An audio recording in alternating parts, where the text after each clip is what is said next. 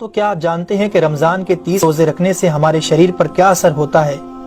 اس پر جاپانی سائنسدان نے ایک بڑی کھوج کی ہے جس کا جاننا ہر مسلمان کے لیے بے حد ضروری ہے۔ جاپانی بایولوجسٹ یوشونوری اشومی ایک سائنسدان ہیں جن کو 2016 میں میڈیسن پر نوبل پرائز دیا گیا۔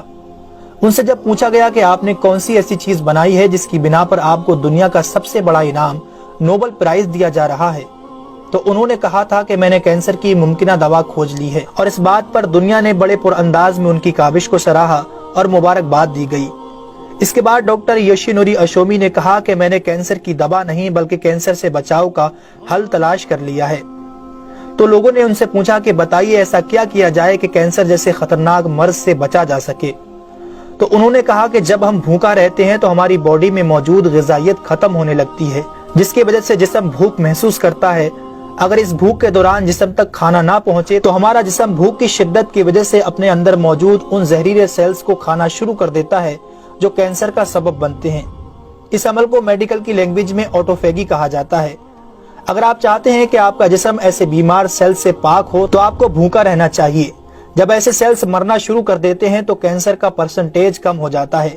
اس کے بعد جاپانی سائنسدان سے پوچھا گیا کہ انسان کو سال بھر میں کتنے دن بھوکا رہنا چاہیے کہ اس میں کینسر نہ پایا جائے؟ تو انہوں نے کہا کہ اگر 20 سے 25 دن کم سے کم اور 9 سے 10 گھنٹے بھوکا رہا جائے تو اس کی باڈی ایسے تمام زہریلے سیلز کو کھا جائے گی اور اس میں کینسر نہیں ہوگا۔ اے میرے پیارے رب کریم، آج ہمیں سمجھ آیا کہ مومن پر روزے کیوں فرض کیے گئے، اور آج مجھے اس احادیث پاک کی بھی سمجھ آ گئی جس میں آپ صلی اللہ علیہ وسلم نے فرمایا کہ ہر شے کی زکوٰۃ ہے اور جسم کی زکوٰۃ روزہ ہے۔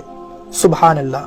میں قربان جاؤں ایسے سچے دین پر جس نے عبادت کے اندر بھی بیماریوں کا علاج رکھا ہے۔ دوستو، اسلام وہ دین فطرت ہے جو زندگی کے ہر شعبے میں راہ اعتدال کی تعلیم دیتا ہے۔ اس لیے آج نہ صرف مغرب میں زیادہ کھانے کو ناپسند کیا جاتا ہے بلکہ اسے انسانی صحت کے لیے بھی نقصان دہ سمجھا جاتا ہے۔ اللہ تعالیٰ نے اپنے پیارے محبوب حضرت محمد صلی اللہ علیہ وسلم پر وحی نازل فرمائی، کھاؤ پیو اور حد سے نہ بڑھو، بے شک وہ حد سے بڑھنے والوں کو پسند نہیں فرماتا۔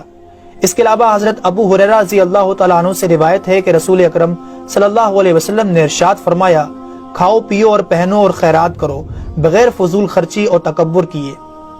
دوستو، انسان کو کھانے کی صرف تھوڑی سی مقدار کی ضرورت ہے جو انسانی جسم میں توانائی پیدا کر سکے، جتنی توانائی انسانی زندگی کے لیے ضروری ہے، اور جس سے اس کی صحت اچھی رہے اور وہ اپنی روزمرہ کی ذمہ داریاں پوری کر سکے۔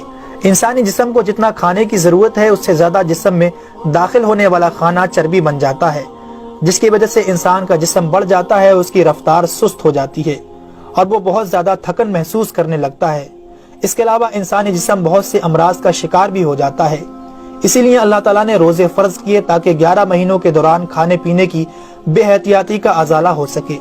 قرآن پاک میں اللہ تعالیٰ نے روزے رکھنے کا حکم ان الفاظ میں بیان فرمایا ہے، اے ایمان والو، تم پر روزے فرض کیے گئے جیسے کہ تم سے پہلوں پر روزے فرض کیے گئے تھے تاکہ تم پرہیزگار بن جاؤ۔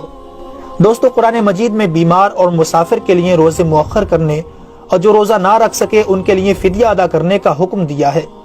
اس کے بعد روزہ رکھنے کی حکمت ان الفاظ میں بیان فرمائی، اور تمہارے لیے روزہ رکھنا ہی بہتر ہے اگر تم جانتے ہو۔ دراصل یہاں یہ بتایا گیا ہے کہ اگر تم موجودہ علم کو سمجھتے ہو تو تمہارے لیے بہتر یہی ہے کہ تم روزے رکھو، کیونکہ روزہ اپنے اندر بے شمار روحانی، نفسیاتی اور طبی فائدوں کو رکھتا ہے۔